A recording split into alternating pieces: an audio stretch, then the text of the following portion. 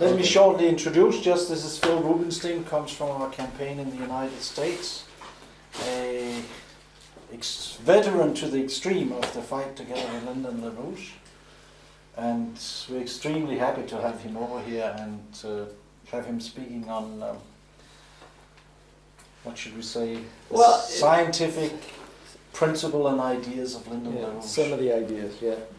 And and then also maybe tomorrow we'll have a chance to discuss a little more of what came up in Laney's presentation of Douglas MacArthur in terms of what this idea of the American system, the American Revolution meant and means, and what it is somewhat today for the immediate political situation. In fact, I want to check one thing. Yeah, I think I know what it is. So, the topic is one that, should I speak slow? I'm sorry I don't know Danish, even though I've been married to a Dane for 27 years. But all those years were in the United States, so. We're going to discuss, in some sense, Lyndon LaRouche's method, maybe with some particular focus on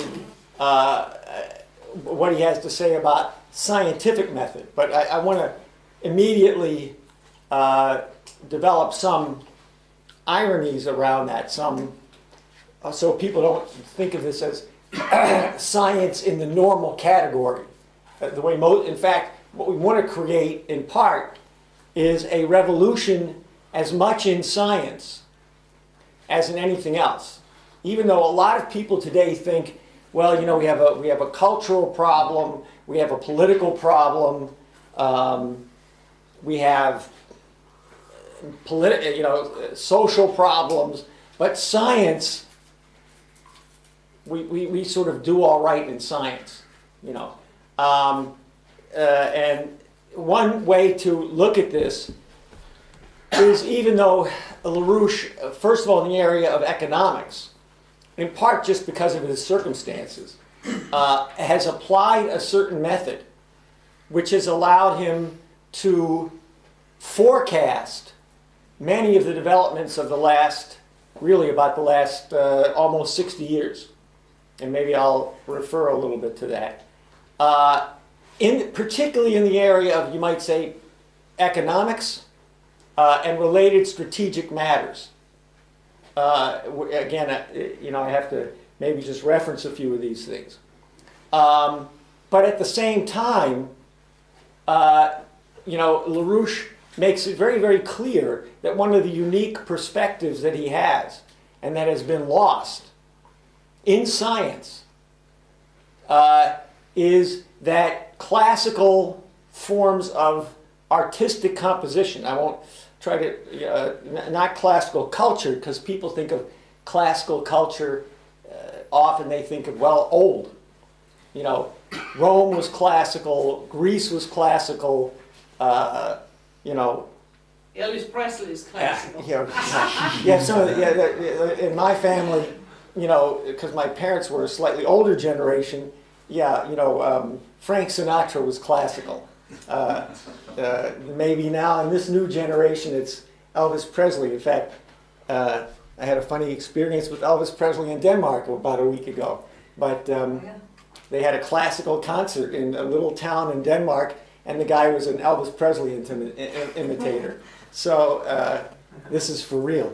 Anyway, classical composition, I'm referring to a certain standard, not so much a tradition, because it really wasn't all that traditional. It developed, but it was a classical standard of composition, which in particular came out of the Renaissance in the mid-15th century in Europe, which was a reflection back on the Greek Renaissance, but also a certain advance over the Greek Renaissance. a certain quality of improvement in the Greek, in the conception of the individual, which stands in the middle of all this. Because really, the question that LaRouche addresses in the 21st century is that we have very much lost the conception of what the human mind is. Now, from LaRouche's standpoint, from what he's done as a matter of forecasting, and he makes the point that the ability to have an insight into the future, which really is the core of scientific development. The interesting thing about science, let me put it in the following way. Most people think of a scientific method from a kind of upside-down standpoint. They think, well, what's good about science? In science, you take experience, some kind of measurement or experiment that you have, usually centered in sensory experience, something we observe. And we observe it over and over and over again, and we then form a generalization. This is called induction. For those of you who have been through these things, I don't know how, if you've been in any kind of philosophy introductory course, or even in science courses, they'll often give you a kind of thumbnail sketch. And they'll say, well, this is the way you do science. You have a series of experiences, and you then form the habit. It's not really the knowledge of causality. You form the habit of saying A caused B. The classic example of this is the billiard balls. I don't know, that probably is understandable, the little balls on the table. And you say, well, I saw the billiard ball hit the other ball. I saw this over and over again, and I formed certain generalizations. And these we call universal laws. And then once we have the universal laws, we're able to deduce pretty much mathematically, by some simple mathematics, sometimes complicated mathematical rules, we're able to deduce the consequences of certain actions. So it's all based on simple experience, a kind of method of compilation of data, and actually, for the most part, these things become statistical. It's a higher probability. It's a higher probability of this kind of activity, a higher probability of that kind of activity. Where, in fact, this is not where science comes from. Because in general, any great scientific discovery is something that does not conform to previous knowledge. It doesn't conform to experience. In fact, it's usually some problem in our experience that leads one to decide there's some principle that we don't know. And what does the discoverer in science have to do? This is, number one, he has to have a sense that this is a serious problem. That somehow our relationship to the future will not succeed, or some problem will occur because we're making a mistake. Our principles are inadequate to the situation. And therefore, I have to decide to look in some direction to construct an idea that solves the problem. That actually represents the discovery of some new principle that's going to change our relationship to the universe. Now, ironically enough, as LaRouche has pointed out, the best example of this kind of classical imagination, an ability to compose something that's a coherent truth about the universe, is most clearly expressed in classical composition, in particular in the area of music. And there's many things to be said about this. Classical drama, poetry. That indeed, what the great composer does is develops a composition, a playing out of a great idea, of an idea that is foreign to the audience, or that is a shock to the audience. is something that the audience doesn't really initially accept, but is drawn into the development of the idea. Let's say in a drama is a good example, or a great poem. I'll try to give some examples. Or music, and then you have great examples of this. Bach's compositions, where you have, for example, an entire idea of a new musical system, which is really expressed not only in all of Bach's work, but is expressed, for example, in the Well-Tempered Clavier, which is 48 pieces, 24 preludes and fugues in Book 1, 20. What does he do? He actually takes some of the work, and I'll reference this, some of the work that was done by Kepler, which is probably one of the best examples of a great scientific discovery. He takes the work that Kepler did on a certain harmony in the solar system, as it was known at the time. This is roughly the end of the 16th century, the early 17th century. And we have a very good example of something that I'm not presenting this as ancient knowledge.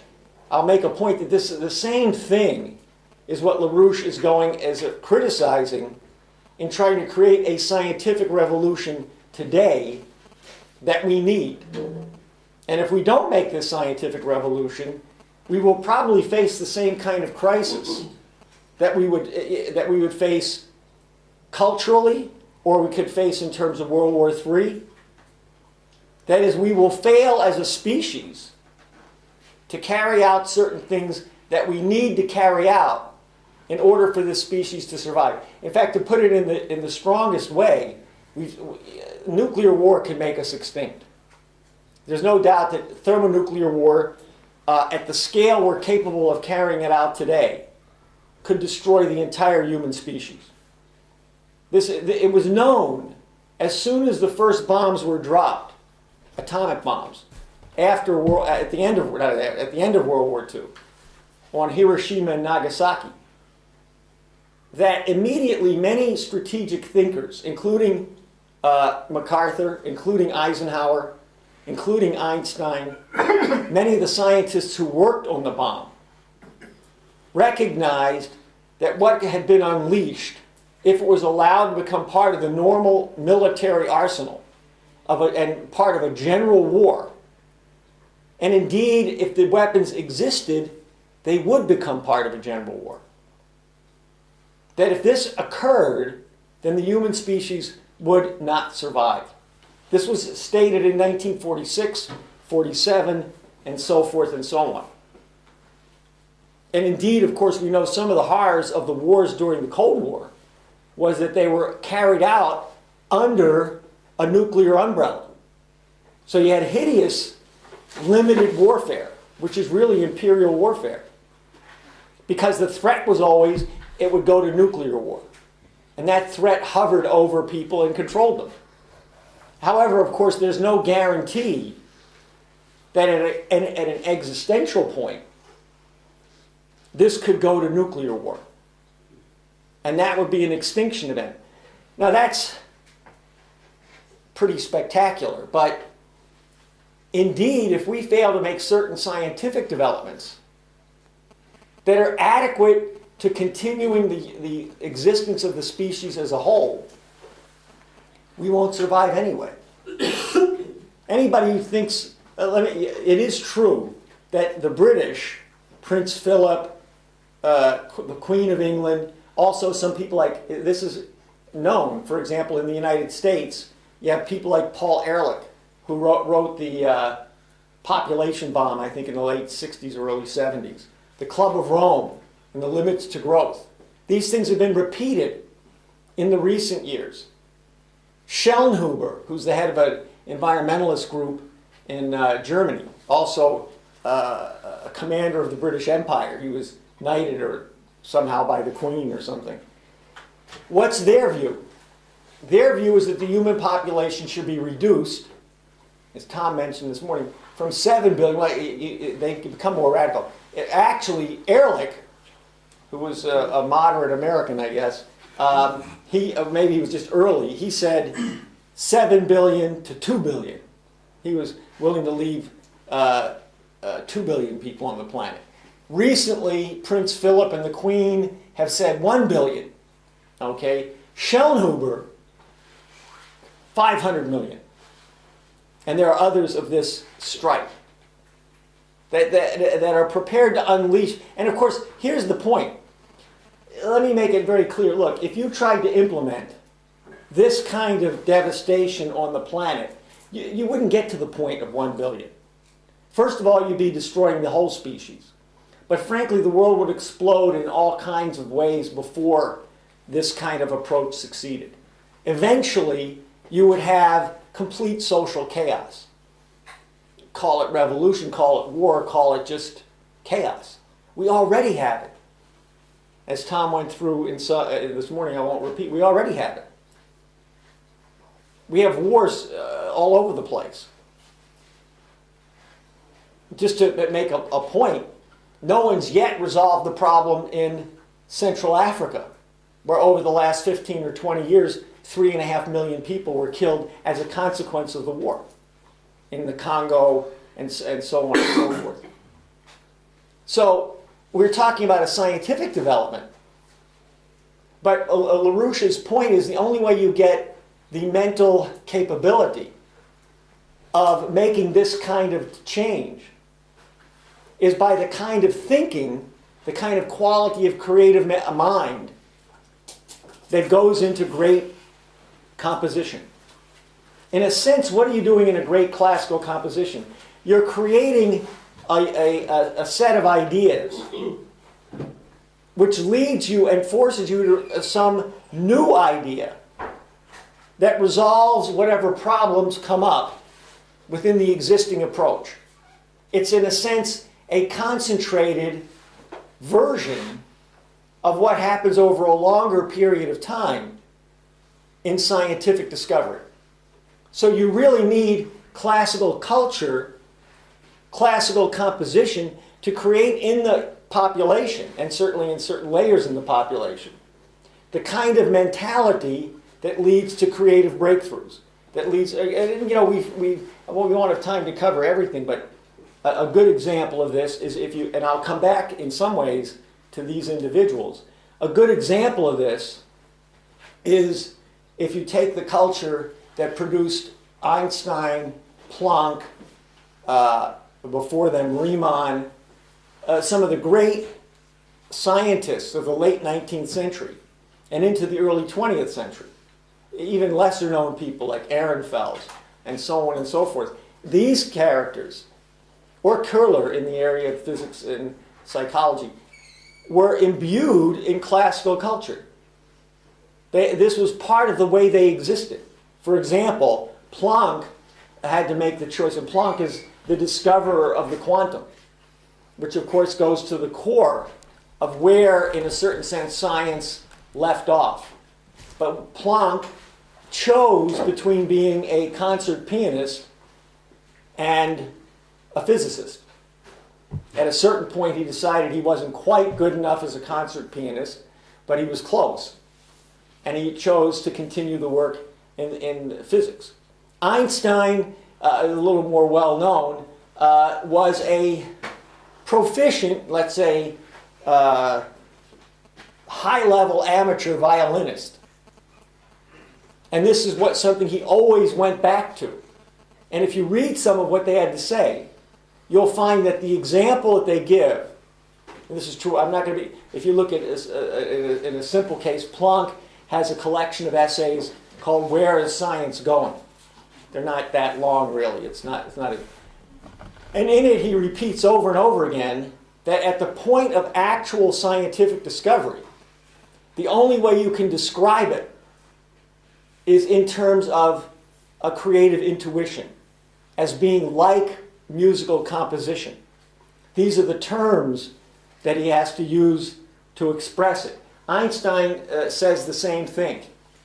And this actually has a whole, for example, you could give many examples, and I think the counter-examples show you what the problem is. For example, many of the scientists today, just to be a little, what do they call it, ad hominem, but you have a guy like William Herschel, who was a great astronomer at the turn of the 18th into the 19th century, right about 1780, 1790, 1800. His son was also a prominent figure. He actually originated, I think, in Saxony, maybe even, and then moved to England. But at the end of the 18th and early 19th century, he was the most prominent astronomer of the time, for good reason, not just in terms of being well known. I'll in a minute mention what he did. But at any rate, he was a musical composer. He composed symphonies at the end of the 18th century for oboe, for other instrumentations, and so on. And his family was like this. And the whole family became part of the astronomers of the time. So this is a tradition that goes on and on. It's not really a tradition. This is what is necessary in order to have the kinds of creativity we need. So in order to have science, which requires a certain kind of social concentration over time, whereas, not that it doesn't require concentration, but in classical composition, even though there is a dialogue socially, there's a concentrated effort at composition, at the creation of something new that is really uniquely capable of being handled within a finite and expressible amount of time. In other words, you can sit down and watch a drama for a couple of hours, or even if it's extended a little bit longer. You can listen to a musical composition over hours, and so on and so forth. When it comes to scientific discovery, it's the same quality of mind over an extended period of time. Now, probably one of the best, and this is what, so LaRouche makes the point that most of his capability, this ability to have a certain insight into where things are going, which, by the way, he makes the point, is not unique to him or to, let's say, others who have had similar kinds of insights. You know, you could say that Ben Franklin had an insight into where history was going. You can say somebody like Schiller understood where history was going. One example, probably less well known, is if you ever read Heinrich Heine on Religion and Philosophy in Germany. This is written in about 1850. And he basically describes the kinds of problems in German culture, despite the high points of the developments of German culture, that were leading in the wrong direction. One of the things that he criticizes is the Nordic mythology. So I don't know if it has any effect here, but the worship of trees and whatever. Anyway, so maybe we have part of it in the green cult. You know, you can say that the original environmentalists were some of these people who worshiped the gods of the forest and so on and so forth. But the essence of this is the ability to generate an insight into the future. This is the nature of the human mind. You can say, for example, as Lynn says in a couple of recent documents, that there are two things that characterize human creative capabilities, the human mind. One is science, the development over time of increasing human power over nature. That there's more and more that we know, and therefore more and more that we can act on, control, or the dangers to be avoided in some cases. And secondly, insight into the future. The ability to use this scientific capability and creative capability to see what we need in the future. And of course, to act on it now. But it is an ability to walk, as he says in a recent document, in the future. You begin to realize somebody like Franklin, or somebody like Schiller, or Leibniz. These are the kind of people whose minds, whose existence is in the future. They literally exist now for what they are going to contribute to the human species in the future. Now, one good example that brings some of this together in a very interesting way. And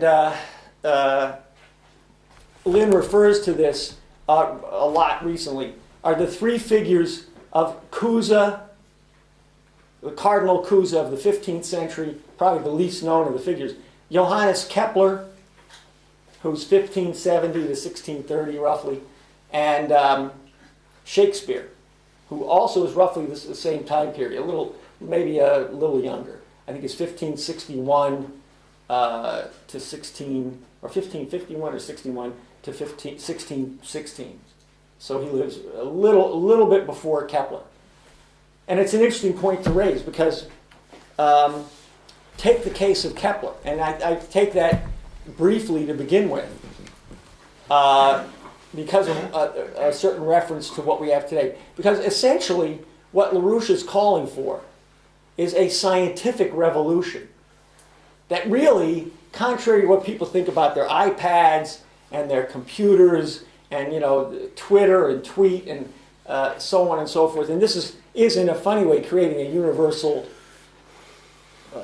habits, but they're not all that good. One of the things I saw in a recent weekend was we were visiting some relatives of Laney, and there were children, 10 and 6, and bright kids, but and sweet kids, but not totally dominated by this instant intellectual culture, if you want to call it that, or not intellectual. They had, at 6 years old, they're given iPads for free in school. Now, on the one hand, you can say at least that's a nice attention to pay to the children's development. On the other hand, it creates children who seem to be very bright because they seem to have access to everything, but they have no attention span. They have the attention span, I don't know if this translates, of a cricket. Every second they're jumping. They're going somewhere. They've got something else has to attract their attention. I mean, you see this all the time with people. One thing, there's no way to stop it. And I don't know if, you sit in a room, and inevitably, particularly if there's younger people, but a lot of older people have gotten the habit. People play with their phone. They're looking at their email. They're writing a quick text. They're checking something out. They want to see what's the latest here and there. And they have no attention for whatever else is going on. And the same thing is true in classes and so on and so forth. So, we're talking about an actual revolution in science. Let me give you one kind of example. If we're going to do what we have to do, this really doesn't even quite touch a revolution. But if we're going to do what we have to do, we have to solve some of the problems that remain in nuclear physics, if we want to give it a name. But what do I mean? We need to develop not just full 4th and 5th generation fission power. Now, this is, of course, a big issue, probably more in Europe even than the United States. Nuclear fission, safe power. Lots of power, safe, and extremely dense, which I'll come to in a few minutes. Energy flux density. In order to improve our ability to produce things, you have to always improve the density of the power that you have. And that's been the history of the human species. That is, in a sense, one of the great clues to the nature of the human species. Energy flux density. So what do we need? We need fusion power, which is a couple of order of magnitudes greater than nuclear fission, which means our ability to produce things massively increases. For example, it does a lot to change our idea of raw materials, because fusion gives you a density of power that allows you to create materials. You can take, relatively speaking, diluted resources and separate them out rapidly, which means that that your backyard might be the equivalent of a nice, mine of some kind or other, because you'll be able to get out of it a great deal of otherwise trace minerals in the soils. And there are many other things that you can do. We can we can change our relationship to the solar system. and we can begin to think of ourselves outside of the planet Earth. Because we can ship things more rapidly with fusion propulsion. These things have been planned. They've been on the books for 50 years. Now, clearly, there's two problems here. One is there's certain problems that need to be solved. Although in the case of fusion, it's closer to being engineering problems. The other, of course, is the political will to do it. The political desire, the sense of purpose to do this kind of thing. Because once you have the density of fusion power, you can begin to deal with issues of matter, antimatter, which do exist. In fact, we just discovered in the recent years places where antimatter exists that we didn't know existed before. We can begin to come to a greater understanding. For example, antimatter exists in the thunder clouds in dense thunderstorms over the planet Earth. This was not known until the recent period.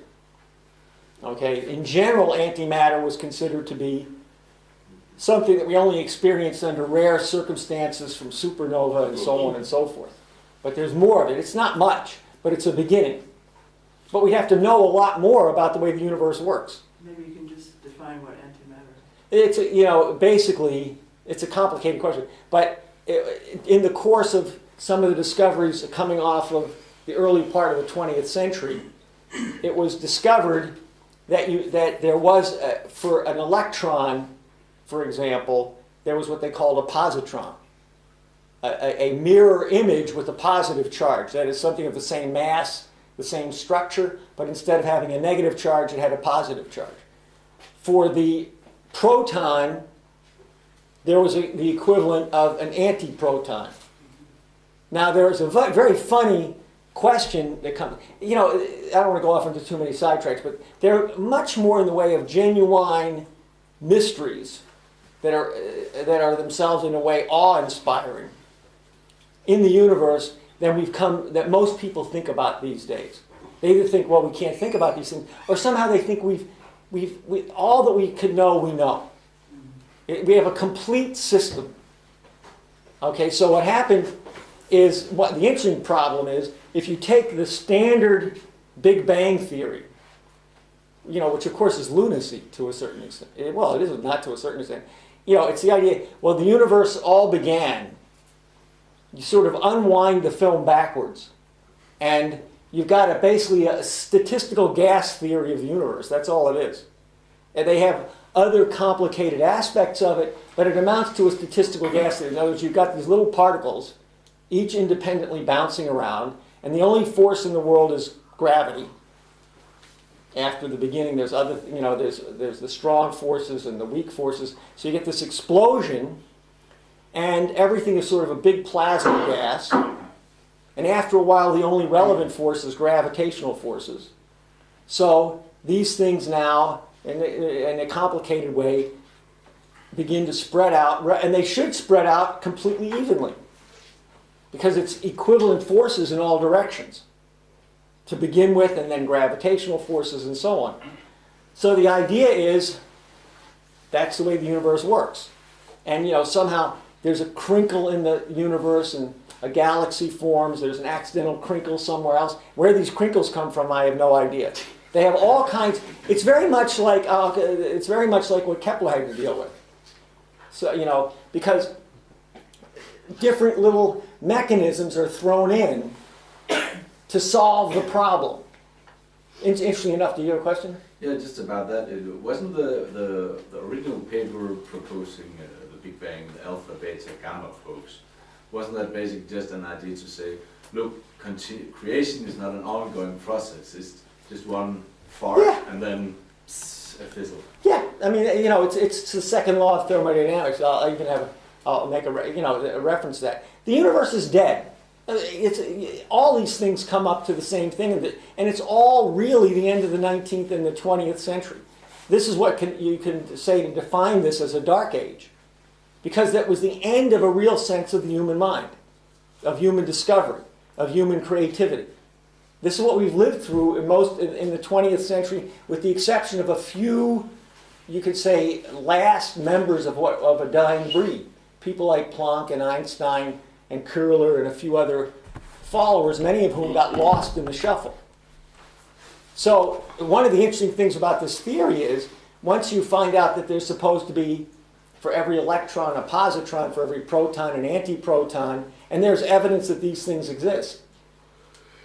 The question is, if the universe started out everything equal, the real question isn't why is there so little antimatter, because there's very little that's available in the universe as we know it. The question is, why is there so much matter? Why was there a surplus of what we call matter? Because in the course of things, when matter and antimatter come together, they annihilate each other. So if you had equal amounts of matter and antimatter in the origin of the universe should have annihilated itself. There should be nothing left. So why is there anything left? That's the big question. How come this imbalance? Why are we here, according to this theory? Now, at present, since there are small amounts of antimatter, and antimatter can be produced under certain conditions. We actually are already doing this in some laboratory experiments, in very small amounts. In fact, we spoke to a guy in, I think, San Diego, who does one of the leading experiments on this business. Now, if you could then take matter and antimatter and produce a certain amount of antimatter under controlled conditions, you would have a source of energy, just to call it energy, which is orders of magnitude beyond fusion power. You would be in an entirely different world. And who knows what other things would come across. Look at all the medical offshoots of developments in nuclear research at the end of the 19th century and the early 20th century. You have to realize a great deal of what is considered now the additional medical capabilities that we have are products of our knowledge of isotopes and the fact that certain variants of carbon, certain variants of other minerals can be used to trace processes in the human body, which we would otherwise never be able to deal with. So we need a total revolution in science which gets us away from this jerry-rigged, really mathematical system. And mathematics is dead.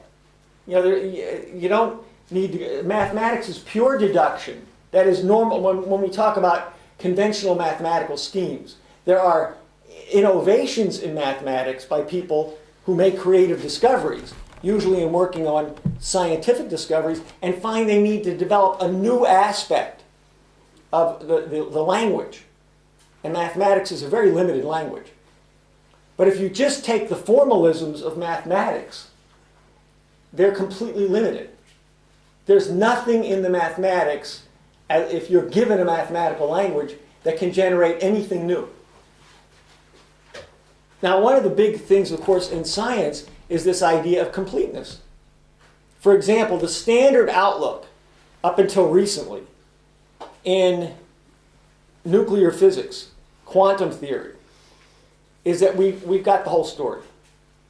The so-called standard model, we've got it all. It's all finished. Now, a good way to think about this, which means it's the end of thinking, at least in that area of science, and probably all of them, because we say that everything gets reduced to its elementary part.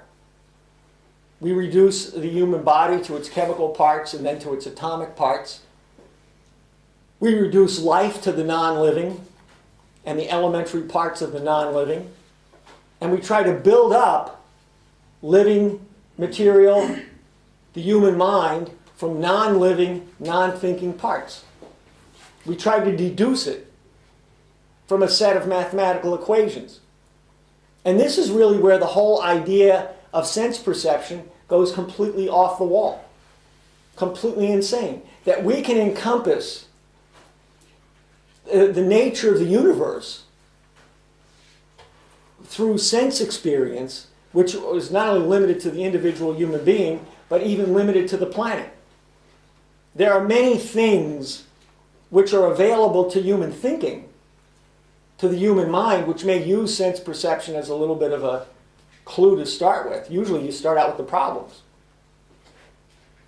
There are many things that the only thing we can possibly do to conceive of them is to get away from sense perception. Get away from simple empirical data. And get to the processes of the human mind, which are an indication of the way the universe is really working. That is unseen and unheard. And ironically enough, this is what all great classical composition tries to get you to think about, not what you hear, but what's the idea that's provoked. What's the idea that you have of it? It's not pleasant sounds. Now, a good example of historically how to look at this is take the case of Kepler. Now, Kepler was, in one sense, a supporter of Copernicus. And keep in mind that for 1,500 years or more, people either did believe or were forced to believe that the Earth went around the sun. I mean, the sun went around the Earth. And all the planets go around the planet Earth. And we had the Ptolemaic system. Now, I won't go into every detail on this, but this was a pure mathematical system. In other words, first of all, the Earth didn't really go around the sun. The Earth went around a central point, which was a mathematical point. And what is a mathematical point? Nothing. And the sun was a little bit off-center. And it just sat there and it didn't move. But all the planets, I keep saying the sun, the Earth rather, but all the planets moved around the Earth, which was a little bit off-center. And then, when they had problems that didn't quite work out, they made all kinds of changes in the geometry of the system. Okay, they developed what they called an equant point. This was a point. So now, even though the shape of the orbit is a circle, there was changes in the rate at which the circle moved. But it was always an equal amount of angle from what was called the equant. So the equant's off-center, but the planet moves in such a way that it's always, in the same amount of time, moves the same degree of arc. Okay, or the same angle. Now, this wasn't enough, because you have other phenomena, like what they call retrograde motion. So they added epicycles. So the planet now doesn't really move in this circular orbit. It moves around a point that moves in the circular orbit. So just to give you an idea what it looks like. I'm probably spending, yeah. Here's the orbit. And here's the Earth, I guess. Now the planet actually doesn't move on the orbit. The planet is moving on what's called an epicycle. And the epicycle is going around this point. So that's really what the orbit of the planet looks like. And they added as many epicycles as they had to add to make it work out. It was a pure mathematical construct.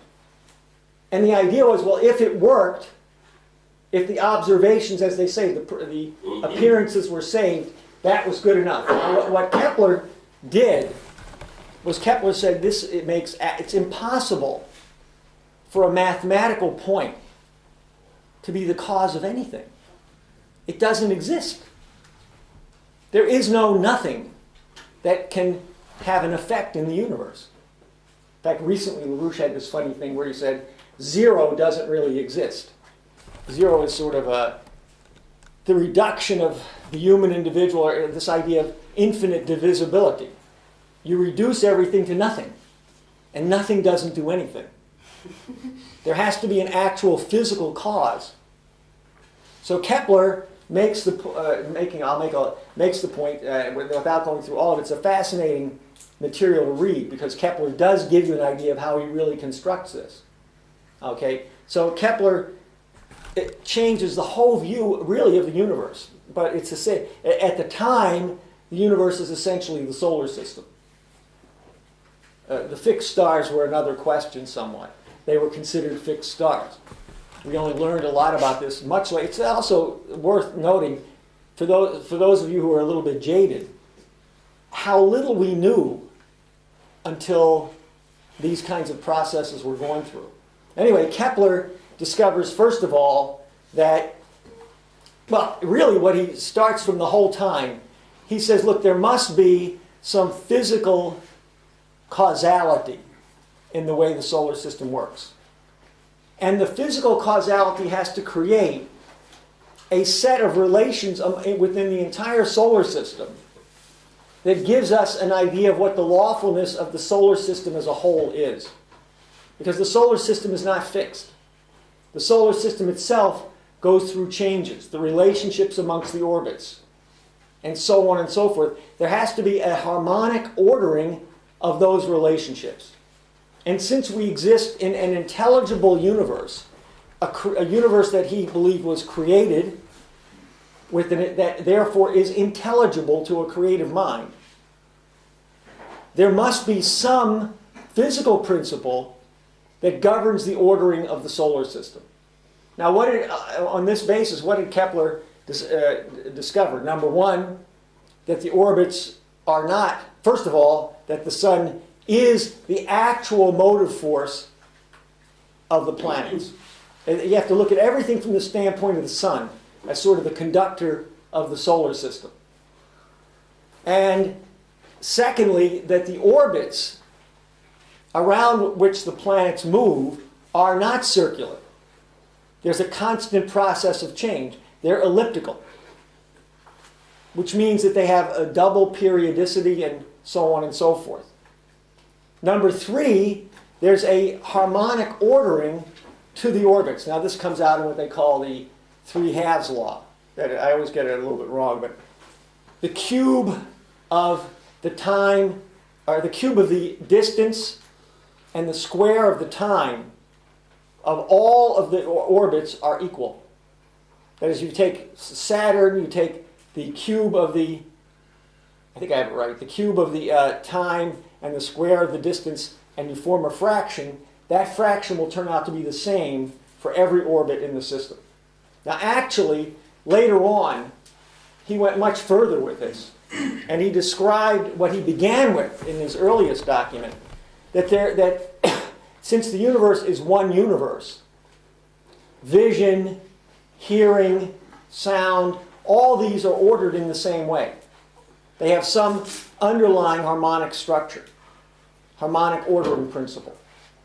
And so what Kepler begins to look at is what appear to be the dissonances between the visual measurements and what would be the frequencies of the planet. And he actually works out a musical system. And we have some very good material on the LPAC website. Well, not the website, but yeah, it's on the LPAC website. He begins to develop an actual musical system such that, in effect, the orbits are constantly in a harmonically well-tempered, well-ordered relationship. It's much more complex than people think it is. It's because he's not talking about a fixed system. He's not talking about one tuning system. He's talking about a system that constantly tunes itself, adjusts itself, so that the orbits remain in a harmonic relationship even though the orbits are changing. They're all changing. And this is ordered by the relationship to the sun.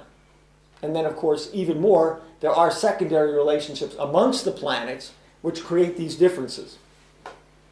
So it's really Kepler that discovers gravity, not Newton.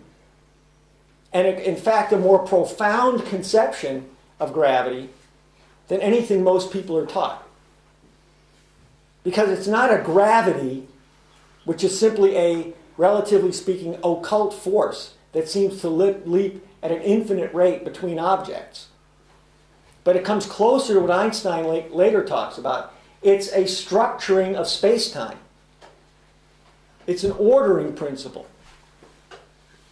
And this is so it's not a simple, constant addition and subtraction of mathematical terms. Now, and this doesn't come from any simple observation. It really comes from what LaRouche calls a metaphor. Because metaphors are, this is the essence of irony in classical thinking. Metaphors are not clever descriptions of something that are a little bit different. You know, he walked like a graceful tree, you know, or something. I don't know. And you say, well, that's a metaphor because, you know, that's not a metaphor. That might be a bit interesting image, depending on how big a klutz the guy was. But, you know, it's not a metaphor.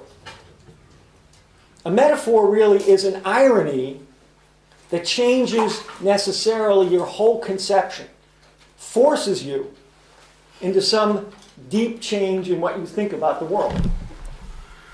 So, for example, in the case of Kepler, he did some very interesting things in the new astronomy, where he creates what he calls a vicarious hypothesis. He takes the Ptolemaic hypothesis and so on, and he says, I'm going to generate a new hypothesis with the sun at the center, but basically, schematically, very much like the others. But I'm not going to have any epicycles, and I'm going to demonstrate its mathematical equivalence to the prior systems. So it's a completely different idea. But it rests within the same principles that appear to rest with the other hypotheses. And then he demonstrates that there is a problem. That the problem is with this idea and getting rid of all this mathematical points, you end up with a discrepancy in the orbit of Mars. And the way he does this is he does it by putting himself on Mars. Because the problem is to figure out what the Earth's orbit is. And what he does is he takes two positions in Mars. And, you know, in other words, Mars takes a certain amount of time to complete its orbit. And so he takes that amount of time, and this occurs over a 2-year period. And he takes the positions of the Earth with respect to Mars as it comes back to its original position. So this is not observation, this is not empirical, this is a thought experiment. This is a matter of the imagination, of creativity. It's not unlike what Einstein does later on this question of the constancy of the speed of light. And this, by the way, this is modern astronomy. Now, it's also very interesting, I think, though all these things, but this is part of the point that LaRouche is making. That if you take Kepler was a student of Cusa. The Cusa I'm not going to go into in detail, but Cusa was the father of the Renaissance and the father of modern science. De Docta Ignorantia. He puts forward a method of this kind of irony, this kind of apparent contradiction coming from a limited understanding of the meaning of certain ideas.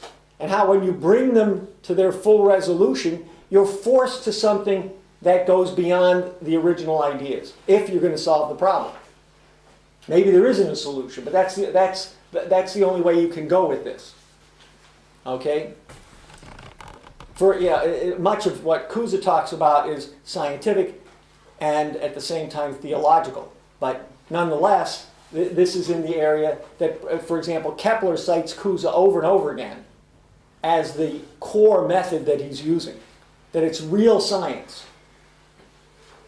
So now, to put a couple of fine points on it, and this goes to some of what Lynn has been talking about, Bach, who really is the great revolutionary of classical music. So classical music doesn't go back 3,000 years. Classical composition really has its generative point, even though there are people before him that contribute to it, and so on and so forth. Bach creates modern classical music. And because it's not fixed music. If you look at Bach, Bach is effectively taking the advances that he saw being made by somebody like Kepler in understanding the crucial nature of musical harmonies that go outside of the sound, go outside of the notes, that it's an idea that's, you can say, above the sounds. It's a demonstration of an underlying principle of self-developing harmonies. And so Bach turns this into what's called the well-tempered system. Now, a lot of people want to know, what's the tuning of the well-tempered system? There is no single tuning of the well-tempered system. It starts with a conception, and then it uses the fact that no linear conception, equal tempering, which people used and so forth, no linear conception of tempering will give you a musical system that sustains its harmonic ordering through a series of developments into different tonics and different dominants and tonics and so on and so forth. But he wants something that you can use to, so to speak, navigate through the entire universe of music. And to do this, he begins with the concept that Kepler uses in developing the new astronomy and the harmonies and so forth. This is where you get the beginning of modern science. Kepler is the beginning, you could say Coues is the father of modern science. Kepler is the first modern scientist, despite the slanders, right? I don't know if any of you have ever heard of, but Kepler is viewed as a mystic, a jumble of crazy ideas that somehow worked out, or a defender of his mother who was a witch. She was tried for being a witch and so forth. So, you know, they make up fantastic stories about him. He lived a, shall we say, a difficult life, like many people. And of course, around the same time, you have Shakespeare. And you wouldn't have, you know, I can say for sure, you wouldn't have had any decent science, whatever limited amount you had in England. You probably would never have had the American Revolution without William Shakespeare. You certainly probably wouldn't have had the survival of the United States without Shakespeare. You wouldn't have had the German Weimar culture without Shakespeare. This is true. Shakespeare, you know, Schiller studied Shakespeare. It was Lessing who translated Shakespeare into German. Shakespeare was the favorite source of insight for Abraham Lincoln. When Lincoln had to deal with his cabinet and dealing with the Civil War, he would quote Shakespeare to them. He would quote from Macbeth, from Lear, from the history plays. He didn't know all the plays, but from Hamlet. This was his insight into statecraft, because that's what Shakespeare was doing. Now, what do you have in Shakespeare? You know, you have a concept of history that's completely different than you get anywhere else, except for Schiller and a few other examples.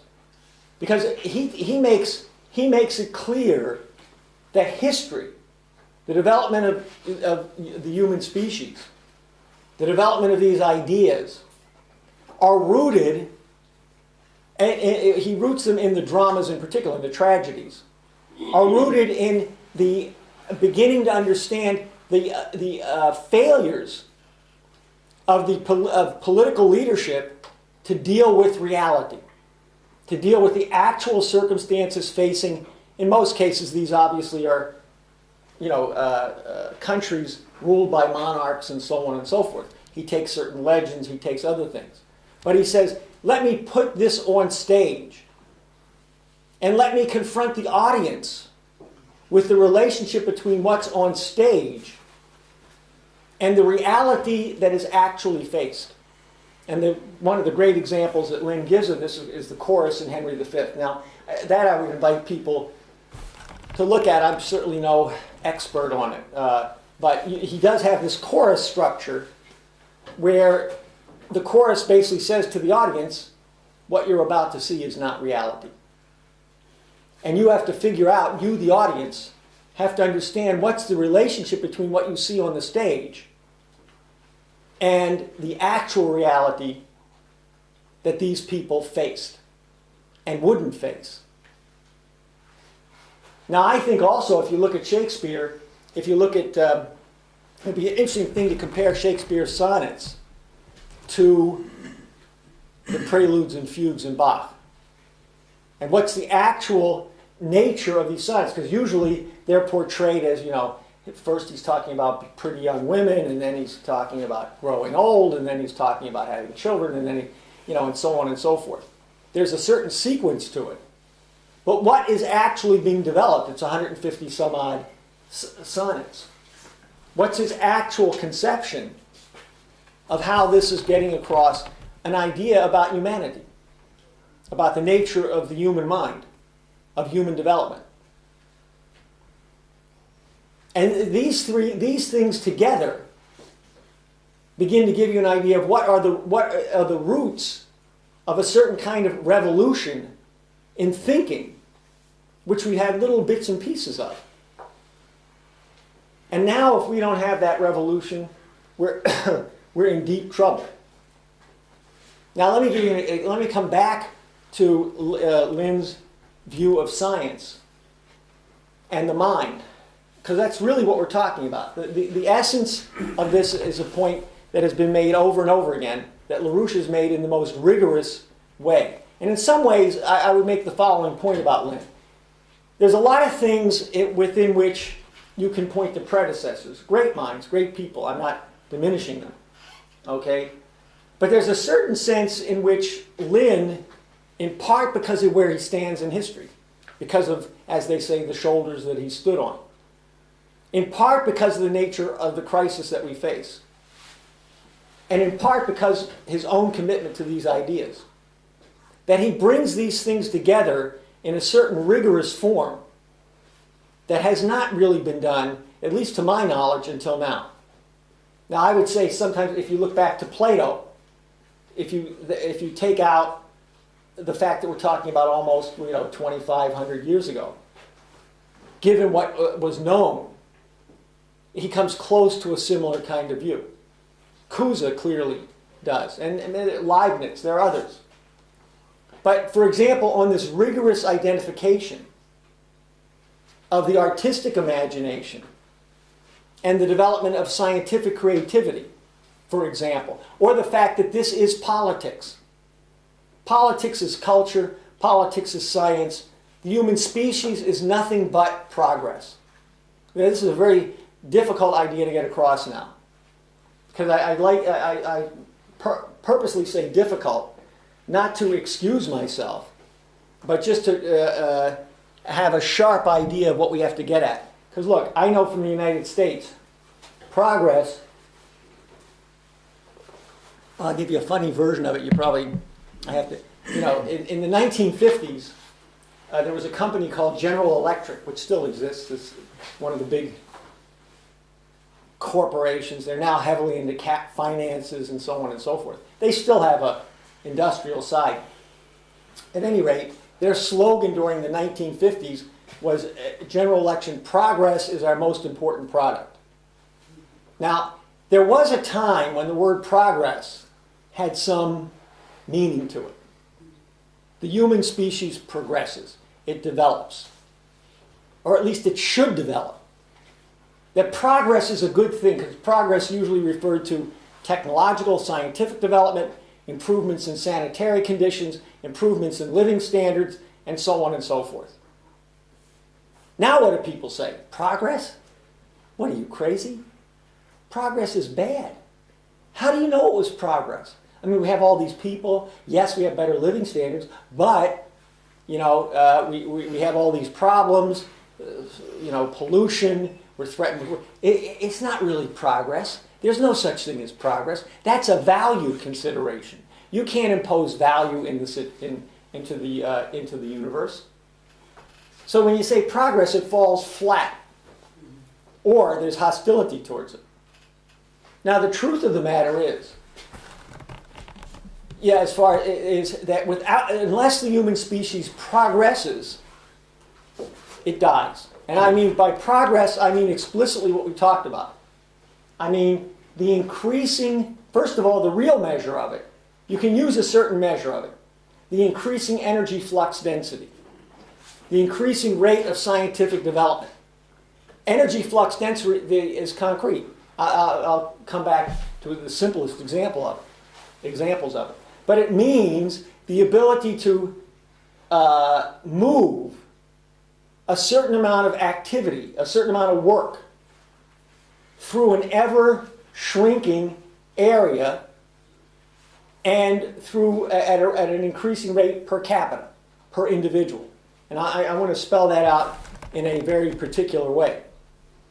I want to introduce something that I think takes off from what Lynn, because I also think you need an increasing density of people per person, not just per square kilometer, but an increasing number of people per person. And that's why you need a growing population. Because if you need progress, you need to create a circumstance under which there's increasing productivity and increasing creativity in the population. More and more of the children develop increasing creative powers. Now that means that you have to support these individuals. They're going to need education. They're going to need health care. You can't be producing children who go to develop till the age of 20 or 25 and they die at the age of 40 or 50. They're going to have to live to be 80, 90, and you're going to find the longer they live, the more they can produce. Because it's the mind, not their physical capability. And in particular, as we realize we need to gain control over at least the inner solar system, we need to know more about the laws of the solar system. We need to have a deeper understanding of what life is and is not. Where does life occur? We've been shocked by this. Even on the planet Earth, we found places that have life only in the last 20 years. We didn't know, for example, that life existed in thermal vents that spewed out sulfuric acid at the bottom of the Atlantic Ocean. But there is life there.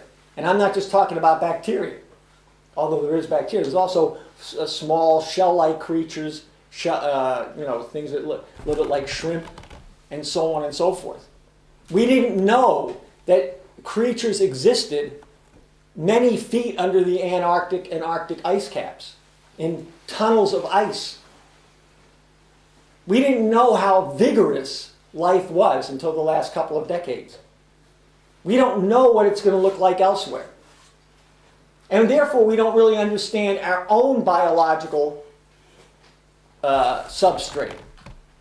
Because you have to begin to look at the development of life on Earth from the standpoint of the way in which life has and has not developed under different chemical conditions, under different circumstances. There's a great deal that we don't know yet about these things. Now, if you're going to develop that kind of capability, you need more and more people per person. Because the protection, the development, the education, the level of experience, the level of health care per individual increases. Now, so therefore, if you look at the planet today, for example, if you wanted to bring the planet up to, let's say, a modest living standard, let's say in Europe or Denmark or whatever, maybe Denmark is a little bit too high, I don't know, but Europe, you would now consider bringing the African continent up to this, bringing Asia up to this. What does that take in terms of what we're capable of producing per person? And what kind of support will we have to give to each of these people? And this would actually solve our problems the only way that we can. Because the other way to solve the problem is to kill the human species. And anybody who thinks you can do it in some kind of controlled way, okay, we got too many people, we're going to kill off a few billion, we're not as bad as the Queen. Just 2 or 3 billion. Is this going to cause war? Is this going to cause disease? Is this going to cause... Where do you control this? And who should be killed? And who should be killed? All right. So how do you develop this? Now, if you look at what the point that Lynn has made for many years, even though with Lynn he's developed ideas over 40 or 50 years, they've changed. You can't say, well, I read Lynn 30 years ago and he said this and blah blah blah, because a lot of it has changed. He's developed because he's been pushing these ideas at their frontier, and in fact that's how he insists that we work politically and intellectually. You have to go to the frontier, the science drivers. And you start from the science driver and you work backwards. What's the level of education you need? What's the level of development that you need? What's the level of progress? I'll give you a good example to me of monetarism. I find this a perfectly good pedagogy. I don't know if for example, in the United States, we've had fusion programs for about 50 years. That is peaceful fusion. That go back, actually, at least almost 60 years. At least the Princeton Plasma Lab is in the mid-1950s. Because as soon as we had fusion, we knew that there was a potential energy source. Now, the truth is that it's always been underfunded. You know, the way it's normally played is, well, this is an idea for the future and it's never really worked. You know, we've been working at it for 50 years, maybe someday it'll work. But the truth is, it was never a crash program like, let's say, the atomic bomb itself. You know how many scientists worked on the Manhattan Project? 2,000 scientists. You know how many people were involved in the Manhattan Project? Close to 200,000. Okay? Now, there's a whole other story that I might get a chance to go into tomorrow, because if you want to know what the source of McCarthyism was, what the generation of McCarthyism wasn't McCarthy, it was Truman. And what was he doing? He was making the scientists sign loyalty oaths, pass security clearances, because idiot Truman thought that the Soviets could never figure out how to build an atomic bomb. And of course, who was behind this? Churchill. Oh, Truman actually said this publicly. I don't think the Soviets are smart enough to build an atomic bomb. What a lunatic. But of course, he had, you know, Churchill and the British pushing this line.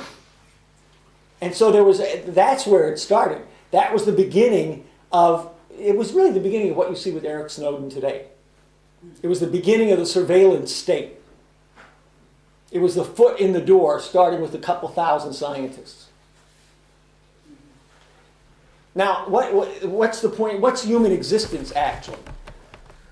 From the first time we existed as human beings, we used too much resources.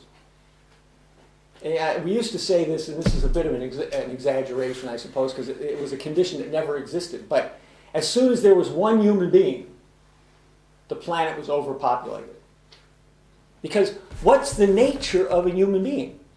Now, if you had one human being acting like a chimpanzee or a baboon,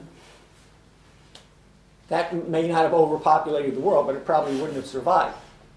Human beings, how do we exist? We're different completely than animals. And I want to underline that point because I think it often gets passed over. And Lynn has made, because it's not just that we're an animal that has a funny central nervous system. We're not a complicated animal. We're not a sophisticated animal. We're not animals at all. We're different than animals, and I could use the word ontologically. That is the nature of our being, the way we exist. The substance of our existence is different than an animal. Animals are not creative. They may be interesting, and there's certainly differentiations amongst animals. But no animal, the idea that a chimpanzee using a rock to open up a nut for 1 million years is like what human beings have done is completely off the charts. And I've seen this stuff. The fact, probably one of the best examples that Lynn has given, which does define it, is no animal would touch fire unless it gets burned up. Human beings, for a long time, have used the efforts to control, to subdue, to use fire at increasing densities. Think of that as a kind of metaphor. Because what do we have? We have fire, we have wood, we have then coal, what do they call, fossil fuels, petrochemicals, Order food. okay? Each one is increasingly dense, gives you an increasing ability to do work. Then you enter nuclear, thermonuclear, and who knows what beyond. That's how the human species exists. And it's true. For example, the association of what we, something that's like a human being with fire probably goes back minimally 500,000 years. Maybe as much as 2 million years. But not beyond that. At a certain point, you begin to get the ability to control fire, to create food, and to create tools. So, for example, probably some of the earliest examples of fire was cooking. And this may go back as much as 1.5 million or 2 million years. It's a little unclear. But if it does, it's probably cooking. And what does cooking do? It changes the chemical structure of the food so that it's digestible. Now, that isn't the cause of what happened. What caused it was the signs of creative mind. The creative abilities of the human species are unique. Now, as little as probably 100 or 200,000 years ago, we began to use fire, and we have some evidence of this, to shape tools. So, for example, instead of stone tools, which you could use to cut things, you began to take the stone and use fire to use it much more like an ore, particularly if they were rich in ore. So you can now produce effectively metal knives, or the beginning of metal cutting equipment, spears, and so on and so forth. And of course it does a whole array of other things in terms of social relations and so on and so forth. Now the human species exists by the constant development of its scientific and therefore technological capabilities. But the real point is, it exists by producing the conditions under which human beings can exercise more and more of their creative capabilities, can think further into the future, can do more, can use science to begin to see, and the development of the mind, where the human species needs to go. What ultimately is our mission in the universe? Now, if you begin to realize this, you begin to realize that the human species has a quality to it that no other animal has in a different way. And in some ways, you could say, it begins to give the individual a more profound insight. That is, that the human individual has a quality of immortality that no animal has. You know, you can talk about animals spreading their DNA and so on and so forth, their genes, fine. But the animal there's nothing in the animal that is either aware of or that produces this. It's a purely biological phenomenon. Human beings produce creative developments, or they at least assimilate creative capabilities. That is, the ideas of other human beings to be passed on to further generations. In that sense, the human personality, the human individual, creates its own legacy, creates its own contribution to the future. You don't need to live forever. In fact, most of us don't. And I would say you really have to recognize that while it's, and I'll give you a little, while it's true that we have a certain kind of immortality, don't treat this as a fantasy. Because whatever you're going to do for your immortality, you're going to do within your mortal lifespan. And you create the conditions under which you can, with some degree of confidence, say that there will be future generations. Because I've created the capability, along with other human beings, for those future generations to face their future. Because you don't want to just create a future for future generations. You want to create the potential for future generations to be able to look as far ahead as we do, at least. And that really is politics. You know, the one thing I might quote from later on is, you know, there's a great quote from the U.S. Constitution, because the preamble of the Constitution is for us and our posterity. And I doubt that there's any other constitution that has that as the guiding principle. For us and our posterity. The benefits, not just for ourselves, but as a nation, we're here to guarantee the future existence of future generations. And in a sense, that's the goal of science. That's the you know, the reason for scientific development that characterizes the human species.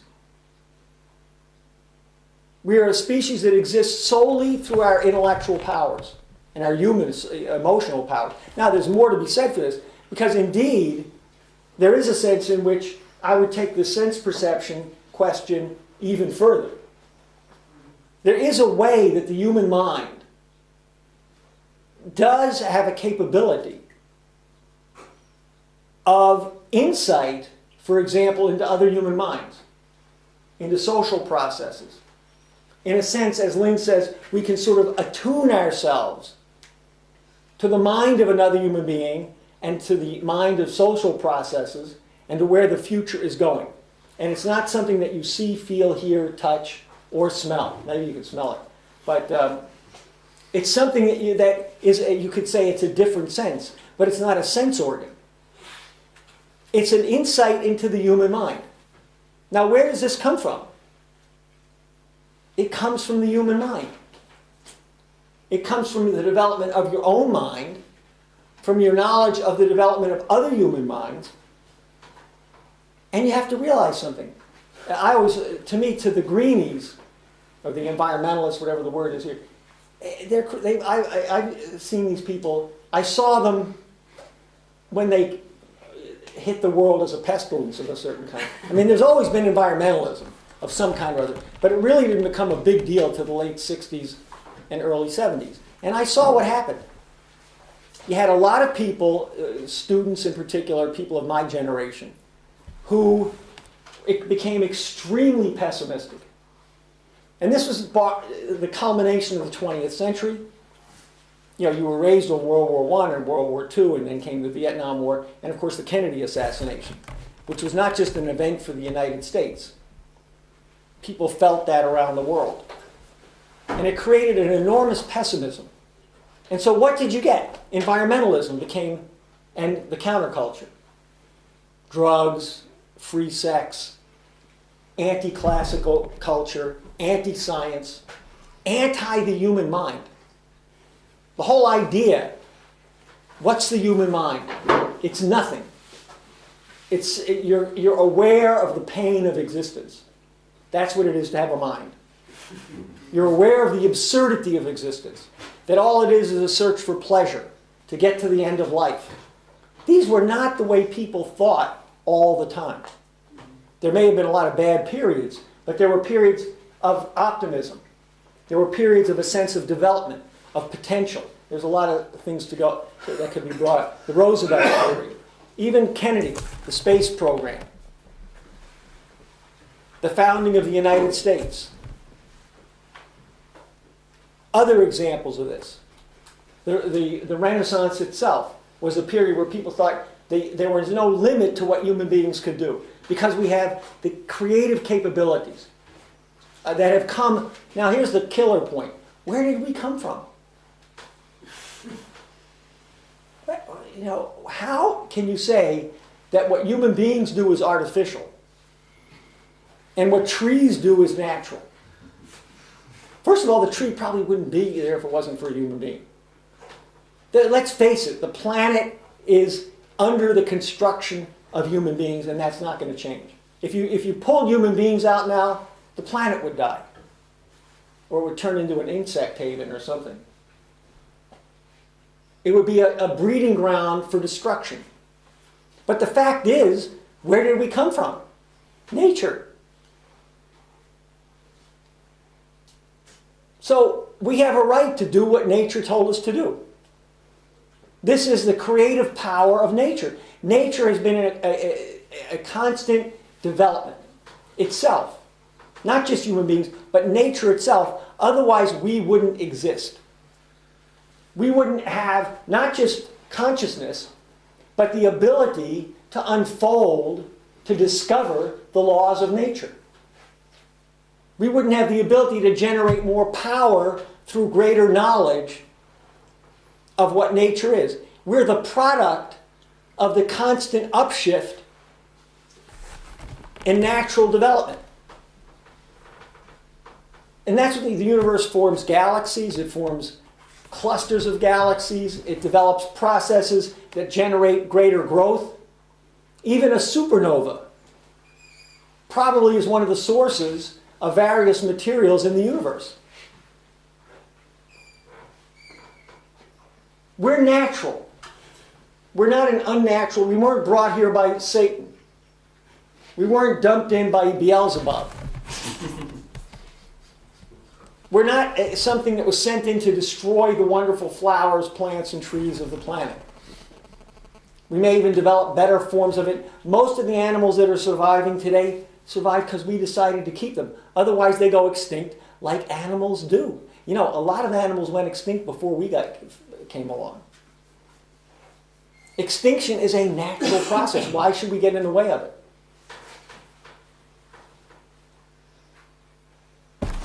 You know, we managed to save a bunch of semi-extinct animals. And we create animals, you know, species of dogs, cattle, who knows what else.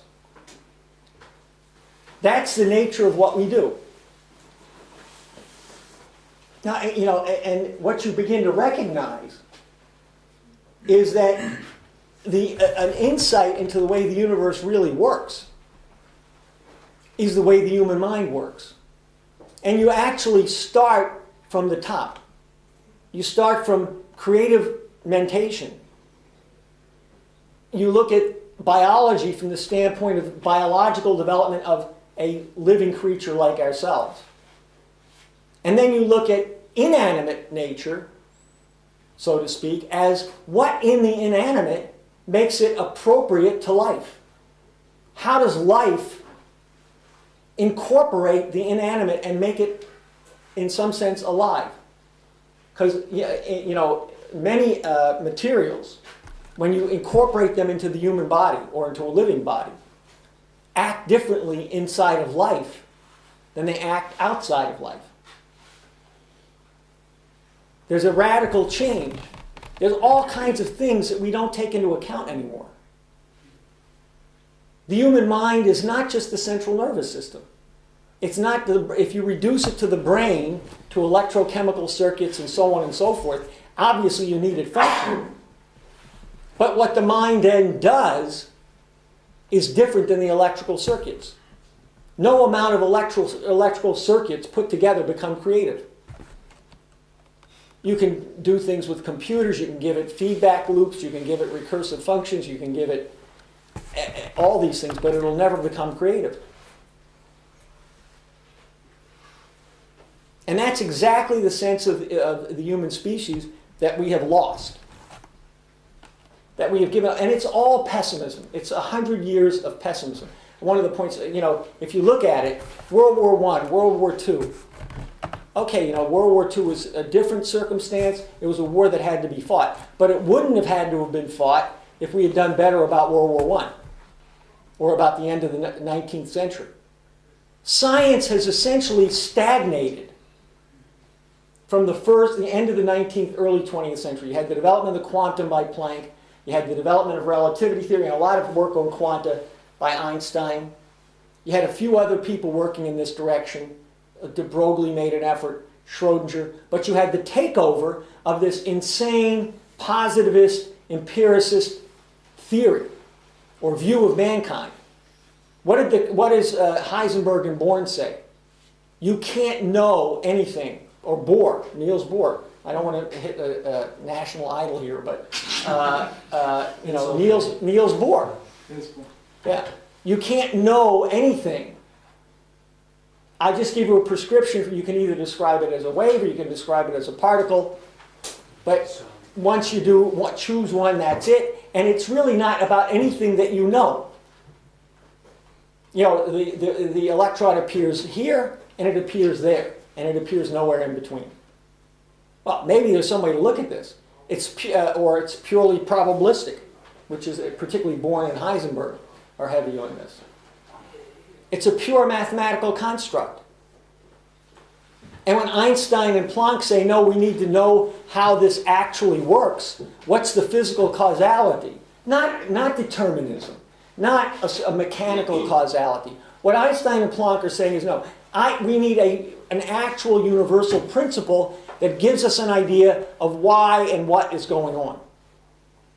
So we can have a deeper sense of how to deal with this subnuclear world. But everybody said, no, this is the end of science. You know, think about in Europe, when the wall fell and the Soviet Union collapsed. And this was the end of history. Remember, there were books, I don't know if it was popular here, Francis Fukuyama. It's the end of history. Liberal capitalism has won. Free market has won. It's over. Nothing else is going to happen. You're all going to be bored to death. Okay? But what happened? Exactly what Lynn and Helga said. The Western's capitalist system is in for a bigger crisis than the Soviets were. And in some ways, more dangerous. Think about it. As bad as the Soviet Empire was, as bad as East Germany was, they chose not to massacre their population. They chose not to go to nuclear war to defend themselves. I wouldn't trust some of the people in the West to have the same inhibitions. Tony Blair, the Queen, I wouldn't trust them to do as well as they did in giving up their power. That's an irony. That's the reality of the situation. Now, I'll give you an idea.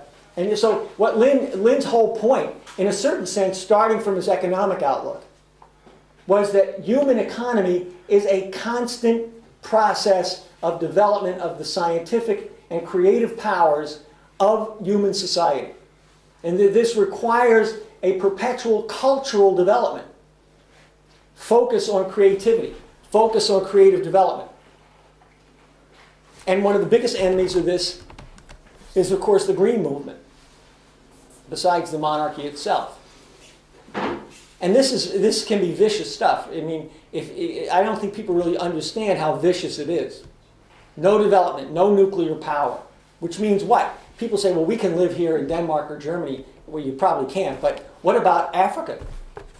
Are we going to have enough power to supply Africa, to supply Asia? Is it any wonder that the Chinese are looking for other ways to go on this? What have we had? We've had nothing but cheap labor. That's the free market. The free market is a system of colonial cheap labor. That's all it is. It may not be formal colonies, but by the nature of the free market system itself, by the nature of the monetarist system, floating exchange rates and so on and so forth. Think about it. I had this example. Because people always say, "What about my money?" Everybody says that. What about here?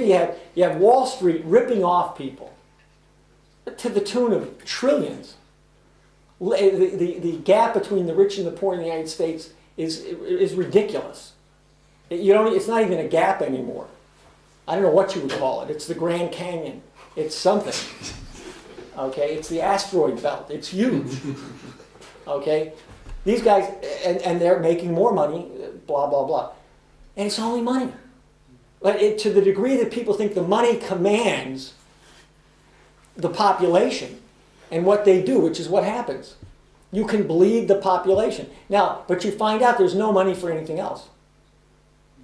How much money do we need in Detroit?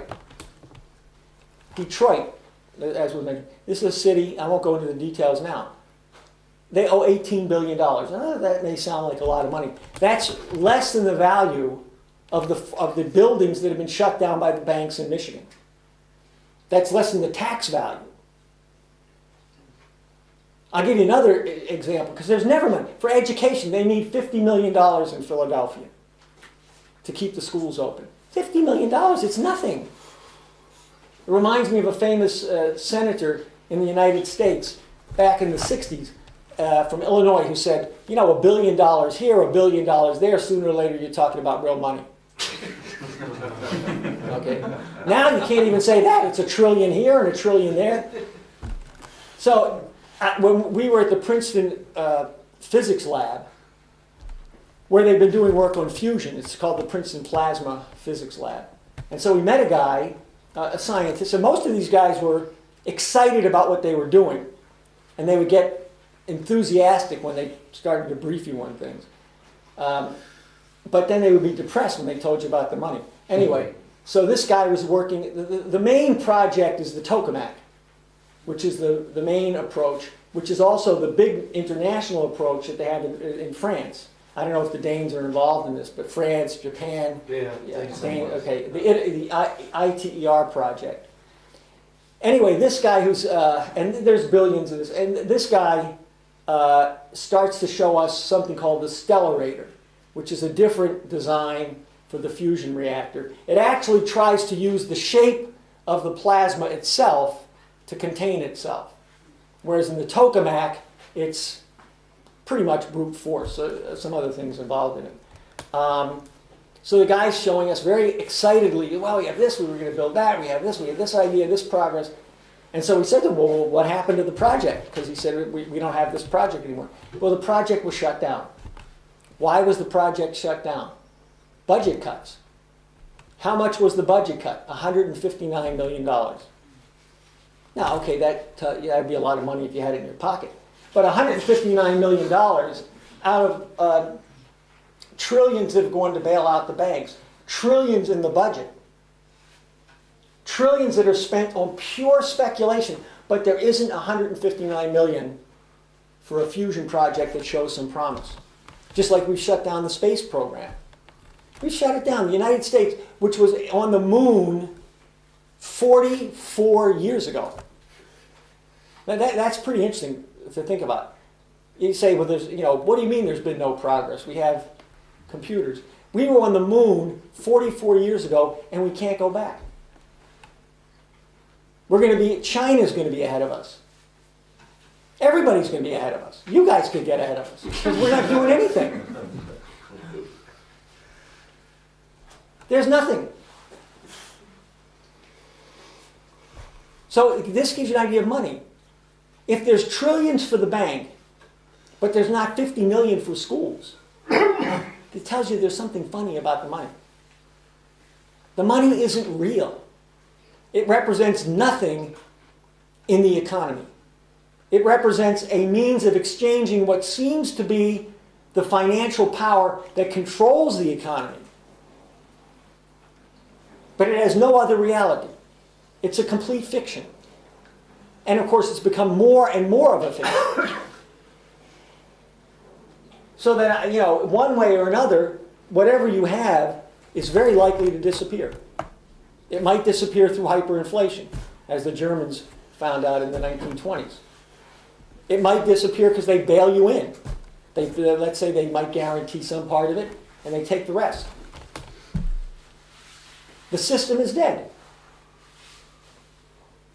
And now you see how it intersects the actual sense of creativity, the actual sense of development. And I'll give you an interesting two interesting points and I'll conclude with. It should read slowly. Yeah. Because I also want to come back to the sense of immortality. Now, Lynn talks about this, but he has an interesting thing to say about it. Well,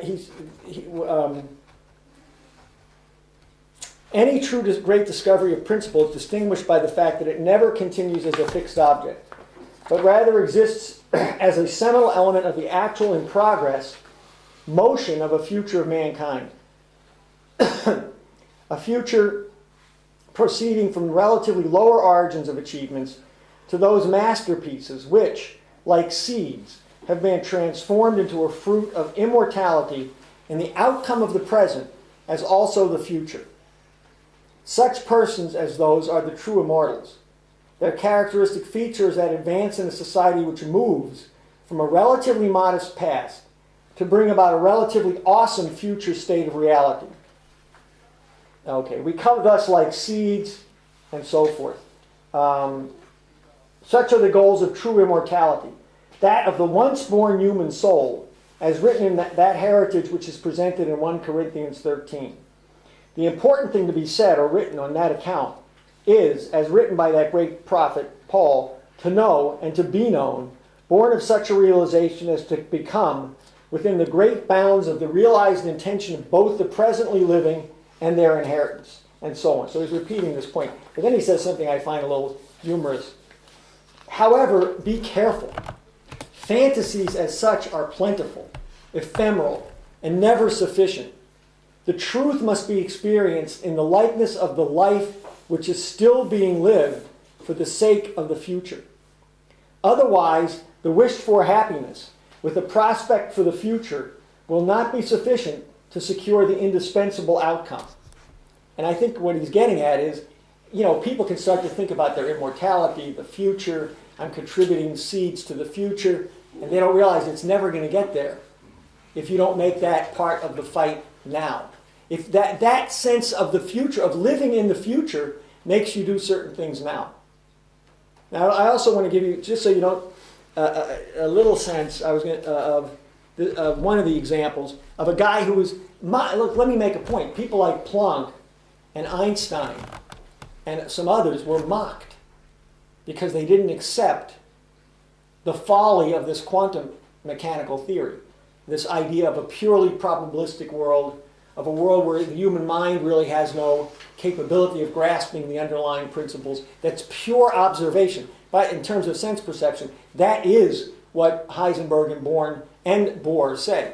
All there is observation. So therefore, you can't say anything exists between observations. In fact, one of the great dilemmas of quantum theory is, where did the universe come from? There was no observer. Who observed the creation of the universe? God? Who knows? It's not in quantum theory. So it sort of breaks down right at the beginning, but that's another story. At any rate, we have, this is an interview with Max Planck. Brief interview in I think it was 1930. Yeah, 1931. So there's a few, there's one point. My incentive in studying science has been an inner drive after knowledge. But to bring me any satisfaction, this knowledge must be free from obscurity and confusion. I want knowledge that is, as far as possible, exact. That knowledge can be obtained, it seems to me, better through science than through anything else. And then he's asked, has not the aesthetic aspect of science also been an incentive? Have you not felt attracted by the beauty of the scientific picture of the world? Planck. Certainly. The beauty of science is one of the rewards of scientific study. Truth and beauty in science lie very close together, but they are not the same thing, yet they always accompany one another. Would you say one aspect is more important? Planck. How can one decide the relative importance? It's like asking me which is more important, the lock or the key. Would you say that science and arts are akin? There is certainly a kinship between science and art, but at the same time the differences are marked. Science is the result of the desire for knowledge. The beauty of science arises from the fact that there exists a close connection between truth and beauty. This connection is probably due to the very structure of our minds. But the primary aim of the scientific man is not beauty, but knowledge. In this he differs from the artist, whose primary concern is beauty. In his search for beauty, the artist can also reveal to us truth and knowledge. Thus, science and art are akin, and yet they are also different. What do you think the importance of science is to mankind? I put first the part it has played in making men more intelligent. The effort to create science has led men to adopt a certain method of thought. There are a priori various ways in which the mind can function. It can build up various fantasies. It can adopt various ways of reasoning. Which of all these methods is best is adapted to dealing with reality. The development of intelligence is the development of the art of successful thinking. Science has shown men that, to be successful, a certain way of thinking is necessary. By pursuing this method, one can gain real knowledge. Since science can be created only by correct thinking, the pursuit of science has aided the growth of intelligence. Science is also important to mankind. Then he says, what about progress? Yes, man is progress. Then the question is, and he says, and morally? Have human beings progressed morally? Plunk. No, I do not think there's been any moral progress. Then the questioner says, but surely men are less cruel than they used to be. We do not have witch burning right now, for example. Plunk. I agree we could not have witch burning now, but I think that what appears as greater kindliness is merely an expression of what could be called better manners. The moral character of man expresses itself in different ways in different ages. The beliefs that led to witch burning are no longer held. Man does not, nowadays, manifest his impulses in that way. His growth in intelligence has made such things impossible. But this does not mean that he has a kinder heart. Modern man finds outlets for his impulses along different lines. But I can see no improvement in the moral character he displays. I do not believe that man has progressed morally. Now, of course, this is 1931, so you get an idea of his sense of what's going on. Then do you think that life and consciousness are the outcome of the random actions of natural laws? Or do you think they form part of some great scheme? Plunk. I believe that life is part of some greater life that we cannot understand.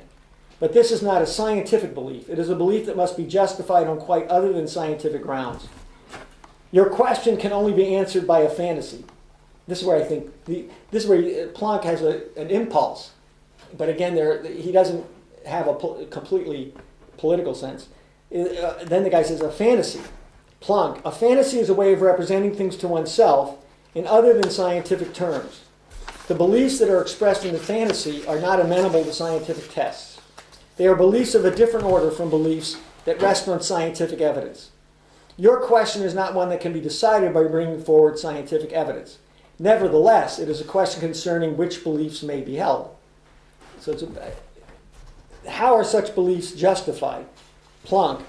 By their influence on character. Such beliefs cannot be sincerely held without profoundly influencing character. A man's character can be the outcome of such beliefs, and the resulting character is the justification or condemnation of the beliefs. This is the only way in which such beliefs can be judged. The scientific criteria of true and false cannot be applied to them. Moral and scientific beliefs are justified on quite different grounds. Question. Do you think that consciousness can be explained in terms of matter and its laws? Plunk. No. I regard consciousness as fundamental. I regard matter as derivative from consciousness. We cannot get behind consciousness. Everything that we talk about, everything that we regard as existing, postulates consciousness. So he went on in this vein. He's asked about modern physics. Planck considers these difficulties to illustrate the extent to which the world of science depends upon the mind. Too fast. All right. Planck just says that science depends on the mind, our view of nature. Thus, we assume everything that exists in nature exists in space and time. The material universe, we assume, is something that exists in space and time. When we regard certain modern scientific entities, like the light quantum, from this point of view, they seem to possess contradictory properties. Thus, certain experiments show that light quantum is very large, others show it is very small. Planck suggests that the light quantum is something to which the notions of spatial and temporal extension do not apply. Men must learn to regard space and time not as objective realities to which everything must conform, but as concepts which, in this region of phenomena, must now be transcended. They are not objective realities, independent of consciousness, and perhaps none such exists. And he doesn't believe in a deterministic system. Okay. He regards the principle of indeterminacy. It's too fast. He regards the principle of indeterminacy as a temporary device and not as a discovery concerning the ultimate character of the universe. And in this, he's generally along the lines of all the opponents of this quantum idea. Not the quantum itself. No one denies.